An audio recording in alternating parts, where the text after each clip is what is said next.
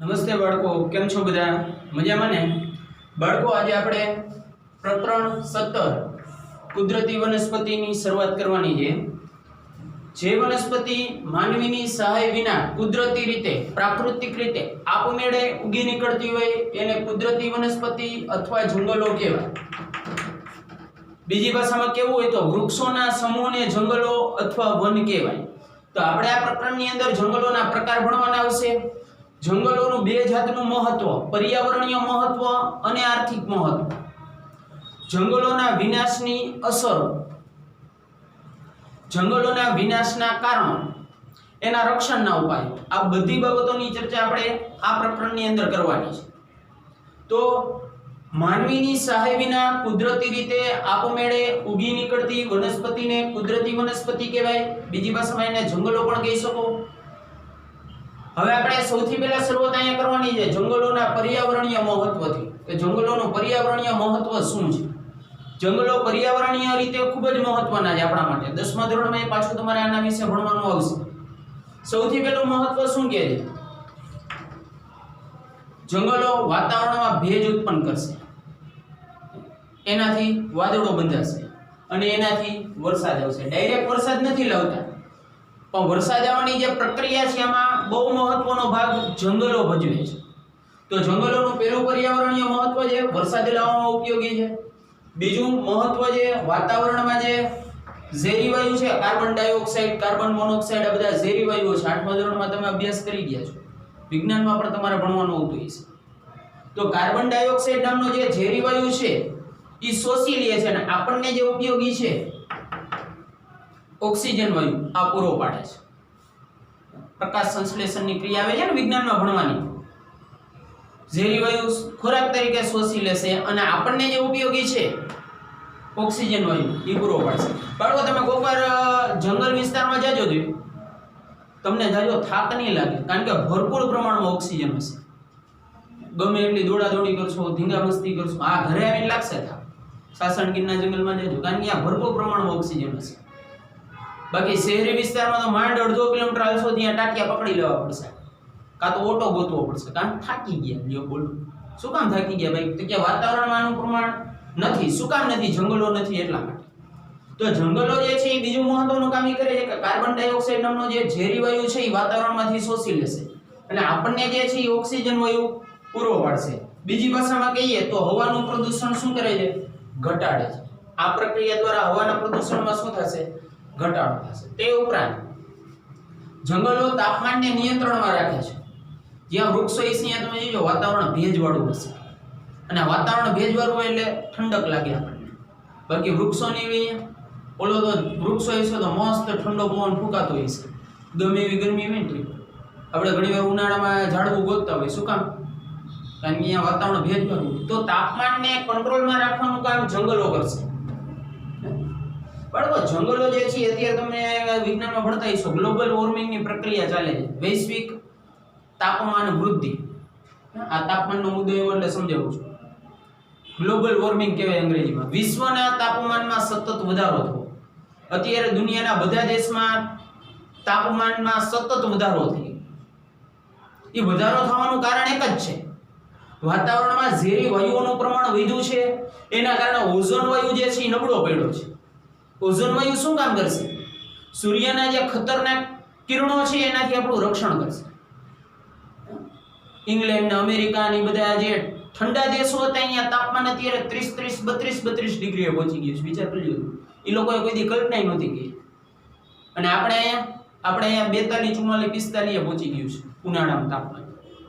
હમણાં તો કોરોના આલે છે એટલે તાપમાનના જે સમાચાર નહીં સાંભળવા મળતા હોય. તો તાપમાનને નિયંત્રણમાં રાખવાનું કામ જંગલો કરશે. આગળ શું કહે છે? પૂરને નિયંત્રણમાં રાખે છે. વરસાદ લાવવામાં તો ઉપયોગી જ છે. ઘણા નામ સાહેબ જંગલોને અને પૂરને શું લાગે વળગે? અમુકનો વરસાદ વધારે આવશે તો પૂર આવશે. પૂર શું કામ આવે?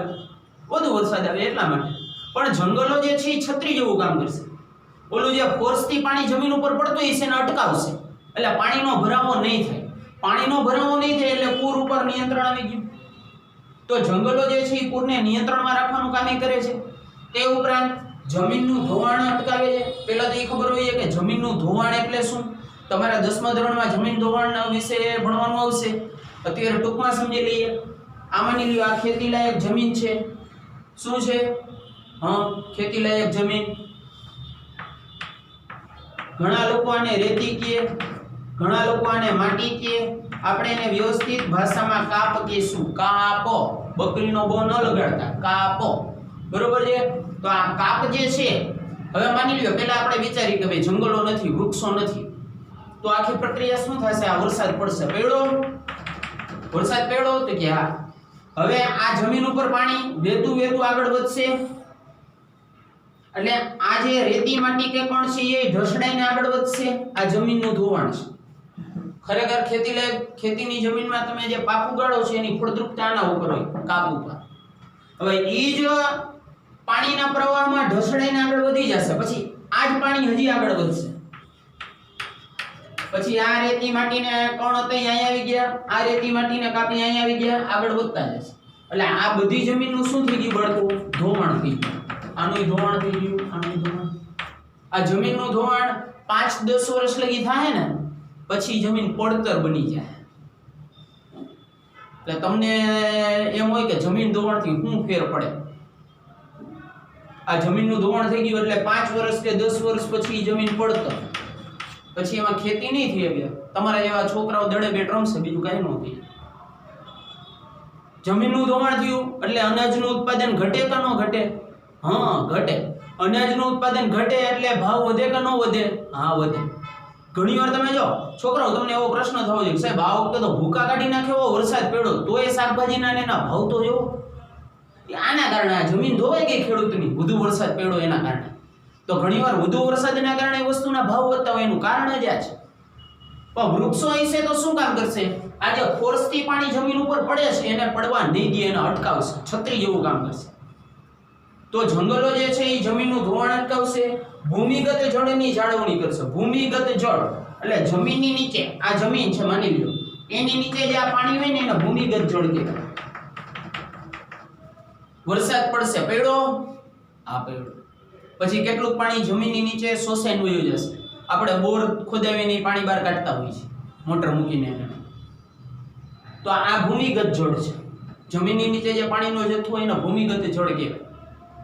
હવે માની લો કે વૃક્ષો નથી તો શું થશે? તો તડકો પડશે, સૂરજ દાદા ગરમ થાય, ઈ તડકો નીચે થાય, આ નીચે બધું પાણી શું થઈ જશે? શોષાઈ જાય. ઘણી વાર તમે જો ઉનાળામાં કેટલાયના પાણીના બોર છે ને ડૂકી જાય. પણ વૃક્ષો હશે તો સૂર્યનો સીધો તડકો અહીંયા જમીનની નીચે લગી પહોંચવા જ નહીં દે. તો આ ભૂમિગત જળની જાળવણી કરવાનું મહત્વનું કામ એ કોણ કરે છે? જંગલો કરે છે. તે ઉપરાંત રણને આગળ વધતું અટકાવે છે. તમે આ રણ વિસ્તાર છે માની લ્યો, આ રણ છે, અહીંયા આજુબાજુમાં કુદરતી વનસ્પતિ ઉગાડી દો, અહીંયા બધી જાતના વૃક્ષો તો નહીં ઉગે, અહીંયા બધે કાંટાળી વનસ્પતિ ઉગાડી દો. આ રણની રેતી છે, આ કાંટાળી વનસ્પતિના કારણે વાતાવરણમાં ભેજ ઉત્પન્ન થશે, એટલે આ રણની રેતી જે છે જમીનની હારે ચીપકીને રહેશે. ઓલું કુદરતી વનસ્પતિની હોય તો શું થશે? આ રેતી ઉડતી આગળ વધતી જશે, રણામાં આગળ વધે. પણ તમે અહીંયા કાંટાળી વનસ્પતિ ઉગાડી દો, બધી જાતના વૃક્ષો તો રણમાં ઉગવાના નથી, પણ કેટલીક જાતની કાંટાળી વનસ્પતિ રણમાં ઉગતી હોય, ઉગાડી દો. વાતાવરણ ભેજવાળું રહેશે, વાતાવરણ ભેજવાળું રહેશે એટલે રેતી ચીપકીને રહેશે, રણ આગળ વધતું અટકી જશે. આગળ શું કહે છે? કુદરતી સૌંદર્યમાં વધારો કરે છે. અત્યારે ઉનાળો ચોમાસું ચાલે છે, તમે જાજો જે સાસણગીરના જંગલોમાં કેવું કુદરતી સૌંદર્ય ખીલું હોય, ખડખડ કરતા ઝરણા વહેતા હોય, નાની નદીઓ વહેતી હોય, આજુબાજુમાં મોટા ઘટાદાર વૃક્ષો હોય. કુદરતી સૌંદર્યમાં વધારો કરવાનું કામ જંગલો કરશે. વૃક્ષો જ નહીં હોય તો પૃથ્વી કેવી લાગશે? કલ્પના કરી જોજો. આગળ શું કહે? હવાનું પ્રદૂષણ. એ તો અહીંયા જ કીધું તમને, આ ઝેરી વાયુ શોષીને ઓક્સિજન વાયુ પૂરો પાડશે. એ હવાના પ્રદૂષણમાં શું કર્યો છે? ઘટાડો કર્યો છે. અને સૌથી છેલ્લે વન્યજીવોને રહેઠાણ પૂરું પાડવાનું કામ જંગલો કરશે. હમણાં જ આપણે પ્રકરણ પૂરું કર્યું 18 વન્યજીવો વાત, એમાં અર્થમાં કીધું હતું ને કે વનમાં રહેતા જીવને વન્યજીવ કહેવાય. તો જંગલો જે છે એ વન્યજીવોનું રહેઠાણ છે, તો એને રહેઠાણ પૂરું પાડવાનું કામ પણ કોણ કરે છે? જંગલો કરે છે. બરાબર? તો આ હતું જંગલોનું પર્યાવરણીય મહત્વ. ચાલો બાળકો, તો હવે આપણે જંગલોનું આર્થિક મહત્વ સમજીએ, અથવા ફેરવીને પૂછાઈ શકે જંગલોની ઉપયોગિતા. બાળકો જંગલોની મુખ્ય પેદાશ છે લાકડું, એટલે મેઇન વસ્તુ કઈ મળશે આપણને? લાકડું. તે ઉપરાંત જંગલોમાંથી આપણને વિવિધ જાતના ફળ મળશે, જંગલોમાંથી આપણને વિવિધ જાતની ઔષધિ મળશે, વિવિધ જાતના ફૂલ મળશે. પણ મુખ્ય પેદાશ કઈ છે બાળકો? લાકડું છે. મેઇન વસ્તુ આપણને જંગલોમાંથી લાકડું મળે. આ ટોપિકમાં તમારે કયા લાકડામાંથી કઈ વસ્તુ બને છે એ જ મેઇન યાદ રાખવાની છે, બરોબર છે? શું કહે છે જો, સૌથી પહેલા તો સાગ અને સાલના લાકડામાંથી ફર્નિચર બનાવવામાં આવશે. સાગ સાલના લાકડામાંથી શું બનશે બાળકો? ફર્નિચર. ટકાઉ ફર્નિચર બનશે, થોડું મોંઘું બનશે કારણ કે મજબૂત લાકડું આવે છે. તે ઉપરાંત સુંદરી વૃક્ષના લાકડામાંથી હોડી બનાવવામાં આવે છે. સુંદરી વૃક્ષનું લાકડું જે છે એ મોટા ભાગે દરિયા કિનારે થશે. તો આ જે લાકડું છે એમાંથી હોડી બનાવવામાં આવશે કારણ કે સુંદરી વૃક્ષના લાકડાની ખાસિયત એ છે બાળકો, એ પાણીમાં સડતું નથી કે પોલું નથી પડતું. નહીં તો ઘણીવાર લાકડાની ખાસિયત હોય, તમે જો સામાન્ય હાવ સાદું લાકડું હશે ને તો એ સડી જશે, અંદર ઓલા ખાચા પડી જાય. પણ સુંદરી વૃક્ષનું લાકડાની ખાસિયત એ છે કે પાણીમાં પોલું નથી પડતું અને સડતુંય નથી. એટલે મોટી મોટી જે સ્ટીમર છે, હોડી છે, જહાજ છે, એની બનાવટમાં સુંદરી વૃક્ષના લાકડાનો ઉપયોગ થાય. સાગસાલના લાકડામાંથી શું બનાવતા હતા? Yes, very good, furniture. સુંદરી વૃક્ષના લાકડામાંથી હોડી, દેવદાર અને ચીડ.